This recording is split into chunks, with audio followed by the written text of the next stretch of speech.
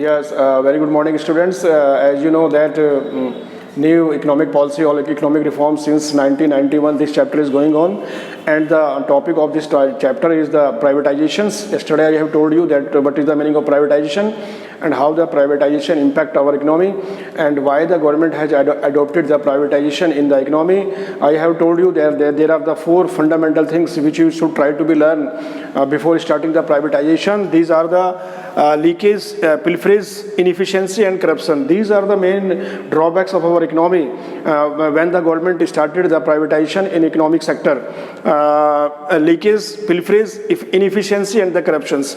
Now my topic is that yesterday I have told you about the Navratna, how the government adopted this Navratna concept from the Vikramaditya, the prince, the king of our this India, and how the Vikramaditya adopted the Navratna. So government has adopted this policy in new reform policy. Today I will discuss about the Maharatna. In 2008, government started Maharatna status. 16 other company industries include that. 16 और कंपनियों को government ने अपने शामिल किया जो government को profitable कंपनियां थी, और गवर्नमेंट ने इसको महारत्ना का उपाधि दी. देखिए, मैंने आपको कल बताया था ऑल इंडिया लिमिटेड है, तो 16 अदर कंट्रीज से इंडस्ट्रीज़ को गवर्नमेंट ने शामिल किया और महारत्ना की उपाधि दी. Coal India limited, Indian oil corporations, national thermal power corporation, BPCL, Bharat petroleum corporation limited and others. And after that the mini ratnas, 75 other public sector enterprises included that, which are the gaining industry for the government.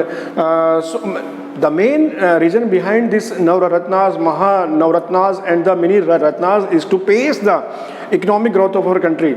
And after that, now my question is that after adopting the privatization policy by the government, what are the gains of privatization in our economy? Privatisation का हमारी अर्थव्यवस्था पर क्या positive असर रहा, आज हम इसके बारे में बच्चों चर्चा करने वाले हैं.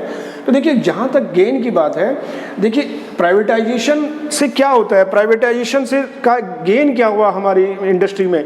देखिए, implies supremacy of social interest over social interest, self interest over social. देखिए, प्राइवेटाइजेशन का मतलब ये होता है कि यहाँ पे जब हमारी सुप्रीमेसी होती है वो सेल्फ इंटरेस्ट पे होती है.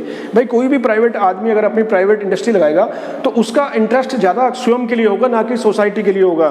तो सुप्रीमेसी किस में होती है? सेल्फ इंटरेस्ट में, ओवर सोशल इंटरेस्ट. पहली तो इसकी खूबी ये है. और जब कोई भी इंडस्ट्रियल अपनी इंडस्ट्री से प्रॉफिट लेना चाहेगा, सेल्फ इंटरेस्ट चाहेगा, डेफिनेटली वो चाहेगा कि उसको उस इंडस्ट्री से कुछ लाभ मिले.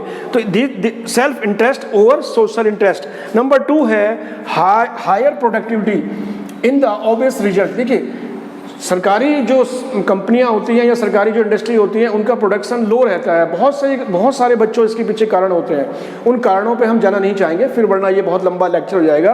तो यहाँ पर जब हम प्राइवेटाइजेशन की बात करते हैं तो उनका लक्ष्य होता है हाई प्रोडक्टिविटी, कि किसी भी तरह से उत्पादन को बढ़ाया जाए. उत्पादन को बढ़ाने के लिए चाहे तो इफिशिएंसी को बढ़ाया जाए, चाहे इंफ्रास्ट्रक्चर को बढ़ाया जाए, क्योंकि उनका गोल है हाई प्रोडक्टिविटी. जितना ज़्यादा प्रोडक्शन होगा कंपनी को उतना अधिक लाभ होगा. इसके बाद है, देखिए, कॉम्पिटिटिव एनवायरनमेंट. जो प्राइवेट कंपनियां होती हैं बच्चों, वहाँ पे एक कंपटीशन का एनवायरनमेंट होता है.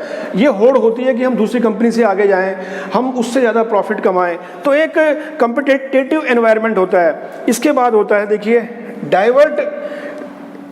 डाइवर्टिफिकेशंस ऑफ प्रोडक्शन. जब हम प्राइवेटाइजेशंस की बात करते हैं, सर्वाइव करने के लिए किसी भी इंडस्ट्री को अपने प्रोडक्शन को दूसरी कंपनी से सुपीरियर तो बनाना ही पड़ता है, अलग भी बनाना पड़ता है. तो यहाँ पे डाइवर्सिफिकेशंस भी होता है. हमें जो कंज्यूमर है उसको एक ही वस्तु की कम कीमत पर अच्छी वस्तु मिल जाती है अगर प्राइवेटाइजेशंस है.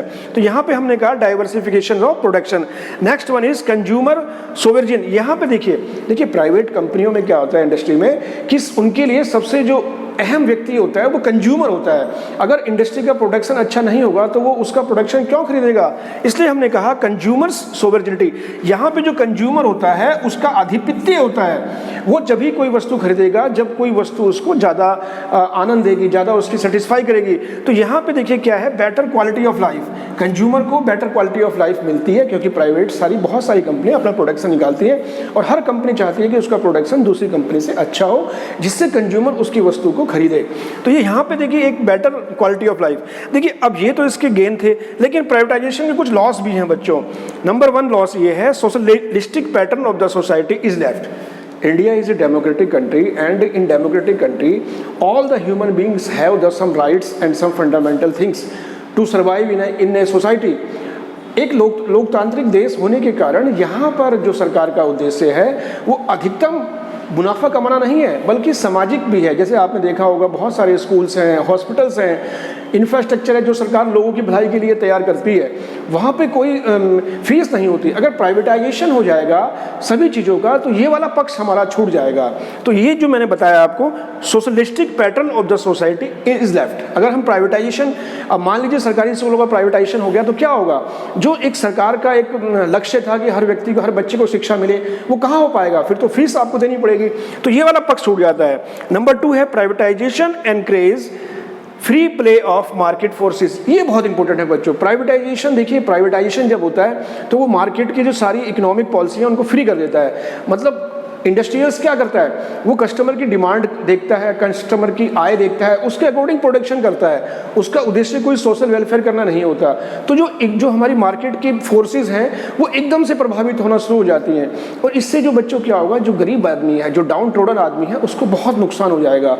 वो बिल्कुल भी अवेल नहीं कर पाएगा, अपने दैनिक उपभोग की वस्तुओं को खरीद नहीं पाएगा, क्योंकि मार्केट में तो प्राइवेटाइजेशन हो गया। तो this is also a drawback of the privatisation. So now I conclude this chapter today, the privatization. Tomorrow we will meet again and discuss about the globalizations. Very interesting topic. So have a nice day, be healthy and be safe. Thank you very much.